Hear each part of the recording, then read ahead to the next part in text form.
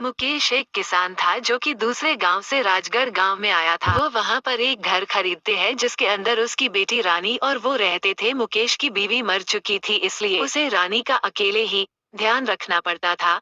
वो रोज उसे स्कूल छोड़ने जाता और वापस भी लाता। एक दिन ऐसे ही वो अपनी बेटी को स्कूल छोड़कर आता है और शाम को जब छुट्टी होती है तब वो काफी समय तक नहीं आता, तो उसके बेटी वहीं पर इंतजार करती रहती है। आज पता नहीं पापा क्यों नहीं आए, रोज तो मुझे लेने के लिए आ जाते हैं। मुझे लगता है आज जरूर कोई प्रॉब्लम हो गई होगी, मैं खुद ही चली जाती हूँ घर। फिर रानी अपने घर की ओर जाने लगती है, तभी रोड पर चलते हुए एक कार तेजी से आकर रानी को टक्कर मारती है और वहाँ से चली जाती है। रानी उस टक्कर की वजह से मर जाती है और रानी एक चुड़ैल में बदल जाती है जो कि दिखने में बहुत ही खतरनाक थी। अरे इस मूर्ख कार वाले के चक्कर में चुड़ैल बन गई। खैर कोई बात नहीं, अब बन तो चुकी हूँ चुड़ैल, शायद मुझ में चुड़ैल की शक्तियाँ भी आ गई होगी। मैं अपने पहले वाले रूप में आने की कोशिश करती हूँ। फिर चुड़ैल अपनी शक्तियों से पहले वाले रूप में आ जाती है। अरे मैं तो सच में अपने पहले वाले रूप में आ गई। चलो ठीक है, अब घर जाती हूँ। फिर रानी अपने घर चली जाती है और अपने पापा के पास जाकर पूछती है, अरे पापा क्या हुआ, आज मुझे लेने के लिए क्यों नहीं आए स्कूल में? मैंने आपका काफी देर तक इंतजार किया। अरे बेटी, वो थोड़ी हालत खराब हो रही थी, इसलिए नहीं आ पाया तुम्हें स्कूल से लेने के लिए। मुझे माफ कर दो, मैं अपनी रानी बेटी को लेने के लिए नहीं आ सका। ठीक है पापा, हल्की हल्की रात हो रही है, आप सो जाओ, मैं भी अपने कमरे में जाकर सो जाती हूँ। फिर मुकेश सो जाता है और उसकी बेटी भी सो जाती है, लेकिन जब आधी रात होती है तो चुड़ैल बेटी को भूख लगती है और वो उठ जाती है। अरे बाप रे, बड़े जोरों की भूख लगी है, लगता है मुझे गांव में जाकर किसी को खाना चाहिए। फिर चुड़ैल बेटी गांव में एक घर के पास जाती है। अरे इस घर के अंदर कोई है क्या? बाहर आइए ना, मुझे पानी पीना है। फिर घर वाला आदमी लड़की की आवाज सुनकर बाहर आता है और देखता है कि लड़की तो चुड़ैल है। अरे बाप रे, मैं तो सोच रहा था कि कोई खूबसूरत लड़की मुझे आवाज दे रही है, लेकिन यह तो एक चुड़ैल है। आज तो मैं पक्का मरूंगा।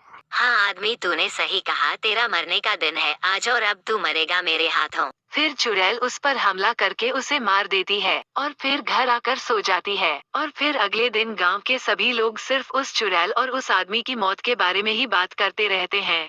और फिर से जब आधी रात होती है तो रानी सोते हुए अचानक से चुड़ैल में बदल जाती है और फिर अपने अगले शिकार के लिए दूसरे घर जाती है। अरे राजा जी बाहर आए, देखिए मैं आपके इंतजार में बाहर खड़ी हूँ। लेकिन अब की बार वो काफी इंतजार करती है, फिर भी कोई नहीं आता। अरे लगता है ये गांव वाले मेरी चाल समझ चुके हैं, इसीलिए बाहर नहीं आ रहे। आज तो मुझे भूखा ही सोना पड़ेगा, चलो घर चलते हैं।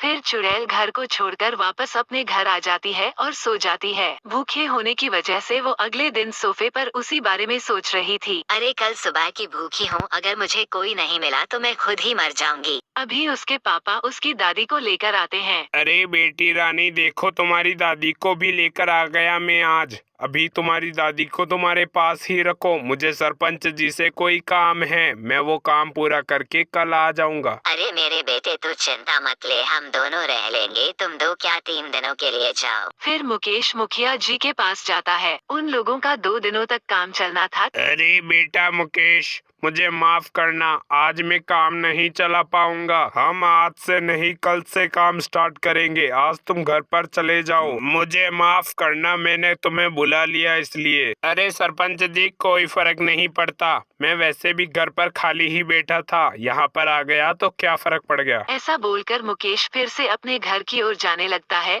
और जब अपने घर पहुंचता है तो देखता है कि घर में कोई नहीं है। ये देखकर वो अपने घर के खाली कमरे में जाता है तो देखता है कि उसके माँ नीचे मरी पड़ी है और उसके ऊपर उसकी चुड़ैल बेटी बैठी है। फिर मुकेश वहाँ से भागकर बाहर आ जाता है और जल्दी से तांत्रिक जी को फोन लगाता है और फिर उन्हें जल्दी उसके घर आने के लिए कहता है। तांत्रिक जी थोड़ी देर में आ भी जाते हैं। बोलो बेटा, क्या हुआ? कैसे बुलाना हुआ इस तांत्रिक को? तांत्रिक जी जल्दी से मेरे घर के कमरे में चलिए, वहाँ पर मेरी बेटी मेरी माँ पर बैठी है। वो चुड़ैल बन चुकी है और उसने माँ को मार दिया। फिर तो मुझे तुम्हारी बेटी को मारना ही होगा, वरना वो हमारे गांव को नहीं छोड़ेगी। जल्दी चलो, हमें उसे मारना होगा जल्द से जल्द। फिर वो दोनों उस कमरे में जाते हैं और चुड़ैल उनके पास आ जाती है। ए चुड़ैल, अब इस घर को छोड़कर चली जा, तूने यहाँ पर बहुत सारी हत्याएं कर ली है। अरे तांत्रिक, इतना ही लड़ने का शौक है तो आजा, आज हम दोनों की शक्तियों का पता चल जाएगा। कि हम दोनों में से कौन ज्यादा शक्तिशाली है। फिर तांत्रिक मंत्र पढ़ता है और चुड़ैल वार करती है।